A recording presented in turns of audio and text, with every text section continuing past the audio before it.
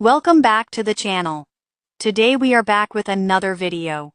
In this guide, I'm going to show you a VPN app that can help secure your internet connection and add an extra layer of protection while you are online. This app is available on the Google Play Store, so you can easily download it on your Android device. On this channel, we share apps and tutorials that help improve online security and connectivity. To get started, open the Google Play Store and search for 44U Tunnel Lite VPN.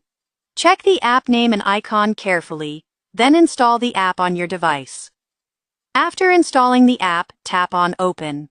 If you are new to this channel, please like and subscribe so you don't miss future videos. Once the app opens, tap on the Update option and select Online Update. This will update the app resources so it can work properly. Next, go to the Server option. I recommend leaving it on Auto Select Server so the app can choose the best server for your location. Now select the Network option and choose All Country UDP.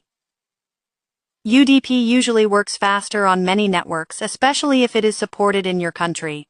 After completing these settings, tap on the Start button. The app will connect, and your internet connection will be active.